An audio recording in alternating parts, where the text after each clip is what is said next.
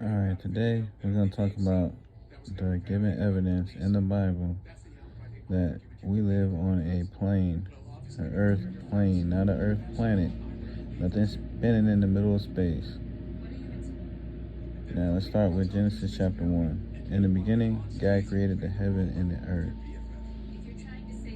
Okay, so right there, God created the heaven and the earth. What is the heaven? And what is the earth? Now, and the earth was without form and void, meaning that it was empty and it had no shape. And darkness was upon the face of the deep. What is the deep? We assume it may be deep waters, but we're not talking about deep waters right now. We're talking about the earth.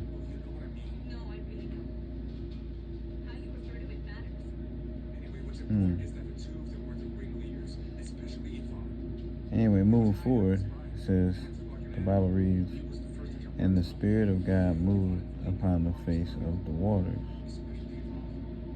So you can probably imagine a body of water and the Spirit of God moving upon the face of the waters.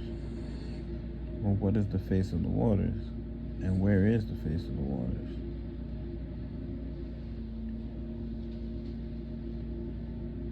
Is that Jesus walking across the water?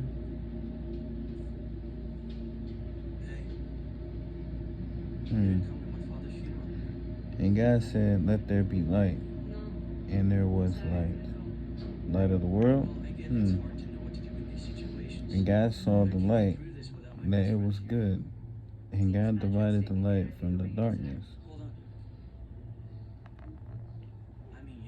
And God called the light day, and the darkness he called night. So God is a God of names. He's always making names and giving names to things. Now, in the evening and the morning were the first day. Another interesting fact is that it doesn't say the morning and the evening were the first day. It says the evening and the morning were the first day. So, according to that, we should be starting the day in the evening and ending the day in the evening. Now, God said, let there be a firmament in the midst of the waters, and let it divide the waters from the waters. And right there, that's telling you that a firmament needs to be created in order to divide the waters from the waters. What water is it talking about? Is it talking about the water above us from the water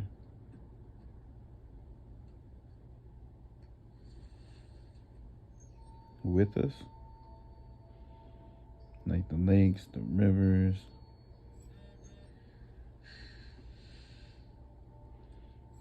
etc. So when God made the firmament and divided the waters which were under the firmament from the waters which were above the firmament, and it was so, meaning that the water under the firmament, which is the Atlantic Ocean, the Indian Ocean, the Pacific Ocean, those are waters below the firmament. The waters above the firmament are what we would call space. That's what space is. We don't know. It's just some space up there above the firmament, above us, that we can't see, or that we cannot identify because we've never been there. And I'm going to show you the proof from the precept in chapter 1, right here, verse 6 of Genesis. It says, and God said, let there be a firmament in the midst of the waters, and let it divide the waters from the waters. Jeremiah chapter 51, verse 15 is a precept. And in the Bible it says, the Bible must be read precept upon precept, line upon line. So let's go to this precept because it's so important. We're going to see if it has anything to do with the firmament, which it does. It's going to show you what exactly it means.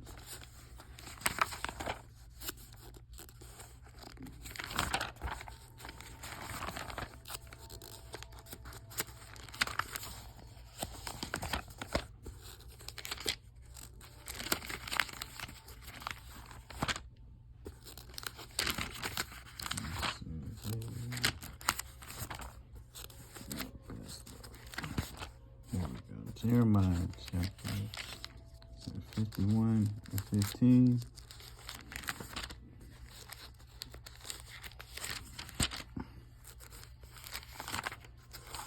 There we go. 51:15. What do you know? I already got it highlighted. He hath made the earth by his power. He made the earth. What power is this that he made the earth with? How can you make the earth without separating the waters? You couldn't. So when God separated the waters, he made earth. So he had established the world by his wisdom. The world by his wisdom, meaning the ground, the dirt beneath our feet that we walk on. Listen, and has stretched out the heaven by his understanding. So imagine God taking his hand and stretching this so-called, or not so-called, but this called firmament across the land or the sky that we look at, thicker than diamond, harder than diamond, across the sky to hold back the waters from falling down on us, to hold back the waters that are from above us, to give us the air that we breathe, the space that we need, to make it a giant dome above us, or that we're inside, like a giant air bubble, to protect us, given to us by God. Now, according to the Bible, it says right here, and have stretched out the heaven by his understanding. Only God can understand how to do something like what I'm speaking of. He had literally, his hands are huge, are ginormous in a sense, and they can stretch out many things, can do things we can never imagine, we can never fathom. Now, God stretched out the heaven by his understanding. So a lot of people, when they read this out of context or out of precepts, or not out of precepts, they misinterpret this line and they think heaven is above the clouds where we go when we die or something like that. Heaven is above us. In essence, yes, heaven is above us, but heaven is not what you think it is, or what we think it is, according to the beginning, the first lines of the Bible. So let's go back. See, it says he stretched out the heaven by his understanding. So according to this precept or this passage, this line, what is heaven? What heaven are they talking about exactly? Specifically, let's go back where this precept came from. Let's see if you can understand it and see what I'm saying, what I'm discovering as well.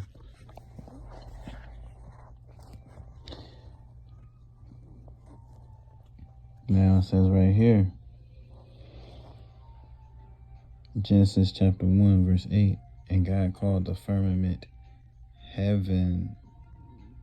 So why are we calling the firmament when God called the firmament heaven? We should be saying heaven is above us, holding the waters above us. Clearly says God called the firmament heaven, and we're all overlooking it. That's what heaven is. So